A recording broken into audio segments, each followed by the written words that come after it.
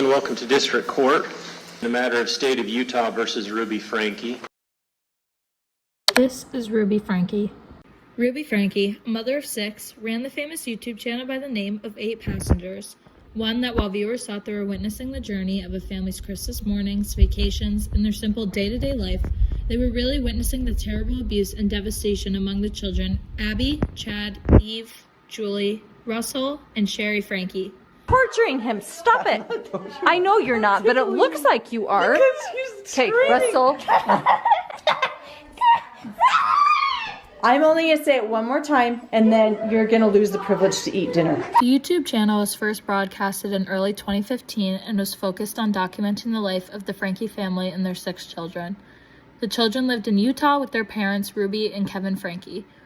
Ruby and Kevin posted their videos every day bright and early at 6 a.m., and with their consistency as well as their community-like atmosphere, the channel managed to grow rapidly, and by 2020 it had reached around 2.5 million subscribers and over 1 billion views. By 2020, the channel had also grown a population of concerned individuals as Ruby began to make comments that seemed to be harmful to the children and their well-being. My bedroom was taken away for 7 months and then you give it back like a couple weeks ago. I don't think our viewers know that. You've been sleeping on a beanbag. I've been sleeping on a beanbag since October. And they gave my room back like 2 weeks ago. Depression. No, we never told our viewers. That I woke Russell up at 2 in the morning and told him that we're going to Disneyland and he has to pack. And he got up and made his bed all neatly and then packed all his clothes in a suitcase. And then he walked out the door and I'm like, Russell, he's like, what? And he's all happy. Has his sunglasses on. Do you think it's funny? Because and then I walk out. If you think it's funny, then that was 7 months ago. Maybe you need longer without a bedroom. No, it was not funny. If you cut one more thing in my house, We're chopping its head off. I'm going to take the scissors, look at me, and I'm going to cut its head off. Grandma will be so mad. So what are you going to do? Are you gonna cut anything else? No.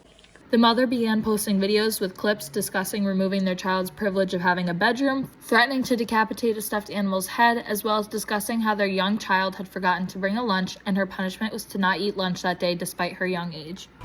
Eve did not pack a lunch today, and can I bring a lunch over to the school? This happens quite often when you're raising children, because I know that her teacher is uncomfortable with her being hungry and not having a lunch. And it would ease her discomfort if I came to the school with a lunch. But I responded and just said, Eve is responsible for making her lunches in the morning, and she actually told me she did pack a lunch. So the natural outcome is she's just going to need to be hungry. Hopefully nobody gives her food and nobody steps in and gives her a lunch. Eventually, through watching Ruby post more and more concerning videos, a Change.org petition was created in hopes of reaching the attention of authorities. Unfortunately, the petition did not strike any action and the family continued to post their videos. They came forward declining any acts of abuse towards their children, but this was only the beginning of their family's fallout. Later on, Ruby and her husband separated and Ruby deleted the channel and soon after met her business partner, Jody Hillenbrandt. The two of them worked as mental health coaches for a company called Cone Zions in 2022. The two of them then went on to create a joint Instagram account called The Moms of Truth, where they would post parenting advice and offer parent classes. While to some people, Ruby and Kevin may just seem like strict parents, this was only the surface of what was about to be uncovered regarding the abuse of the Frankie children. On a morning of August 2023, a 12-year-old boy knocked on his neighbor's door asking for food and water. Tell me exactly what's happened.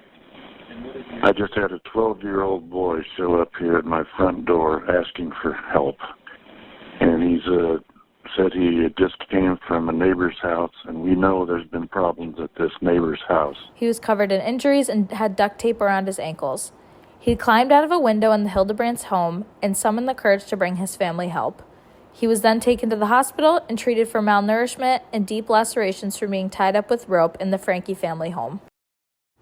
This then led to the arrest of Ruby Frankie and Jody Hillenbrandt, who were sentenced to 4-year terms, each stretching a minimum of 1 year to a maximum of 15 years for each term. Ruby went on to plead guilty to starving and abusing her children, and even stated that she was led to believe that this world was an evil place filled with cops who control, hospitals that injure, government agencies that brainwash, church leaders who lie and lust, husbands who refuse to protect, and children who need abuse. In December of 2023, Ruby pleaded guilty to 4 counts of child abuse, which included her admitting that she tortured her children. In Ruby's plea agreement, she went into detail on her examples of child abuse, including tying up her son and making her 9-year-old daughter perform manual labor outside in the hot sun with no water or shoes, leading to severe sunburn. In Hildenbrandt's plea agreement, she went on to state that she either tortured the children or was aware of the abuse, and that she forced one of Frank's daughters to jump into a cactus multiple times. Eric Clark, a Utah prosecutor, stated that these women were facing religious extremism and tortured children as their way to teach the children how to repent for their sins as well as cast evil spirits out of their body. Clark also stated that Hillenbrandt regularly stated that God communicated directly with her and gave her directions, which she then used to influence Ruby to view her as her leader and follow her instructions and guidance. Now, in December 2024, Julie Hildenbrandt and Ruby Franke were both charged with multiple counts of child abuse. The children remain free from their mother and free from the abuse, and 8 Passengers is no longer the happy family we once saw, but rather a family of tragedy and chaos.